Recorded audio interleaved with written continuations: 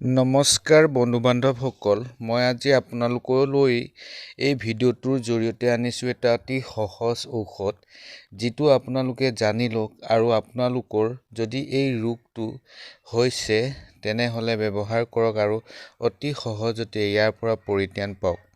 বন্ধু বান্ধৱসকল, এয়া মই গছজোপাৰ ফটো স্ক্ৰীনত দেখুৱাইছোঁ। গছজোপা বৰ বেছি ডাঙৰ নহয়, গুল্মজাতীয় গছ আৰু ইয়াৰ নামটো হ'ল মেডেলুৱা গছ। প্ৰায় সকলো ঠাইতে এই গছজোপা দেখা যায়। বৰ্তমানে হাবি বন কমি যোৱাত এই গছজোপা প্ৰায় কোনো ঠাইতে দেখা পোৱা যাব। আপোনালোকে লক্ষ্য কৰিব, কোনো ঠাইত গছজোপা দেখিবলৈ পাব। এইজোপা গছৰ পাত ঘৰ সজুতিৰ বাবে বৰ উপকাৰী। আপোনালোকে ইয়াৰ কেইখিলামান পাত পিহি খৰ হোৱা স্থানত লগালে অতি সোনকালে খৰ ভাল হ'ব। যিহেতু খৰচৰ কোনো কথা নাই আৰু ইয়াৰ লগত একো দিবও নালাগে, একো যোগ কৰিবও নালাগে, কেৱল কেইখিলামান এই গছজোপাৰ পাত হ'লেই ঔষধটো হৈ যাব।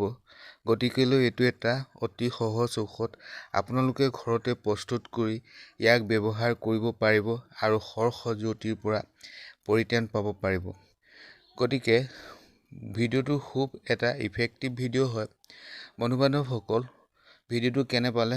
যদি ভাল পাইছে তেনেহ'লে লাইক, শ্বেয়াৰ আৰু কমেণ্ট কৰিবলৈ নাপাহৰিব। মোৰ এই চেনেলটো নতুন হয়, গতিকেলৈ আপোনালোকৰ মৰম আৰু আশীৰ্বাদৰ খুব প্ৰয়োজন। বন্ধু বান্ধৱসকল, চেনেলটো ছাবস্ক্ৰাইব কৰিব, লগতে বেল আইকনটো টিপি অল অপশ্যনত ক্লিক কৰি থ'ব, যাতে মই এনেধৰণৰ ভিডিঅ' আপলোড দিয়াৰ লগে লগে ভিডিঅ'ৰ ন'টিফিকেশ্যন আপোনালোকে পায়। ভিডিঅ'টো চোৱাৰ বাবে ধন্যবাদ। আজিলৈ আহোঁ।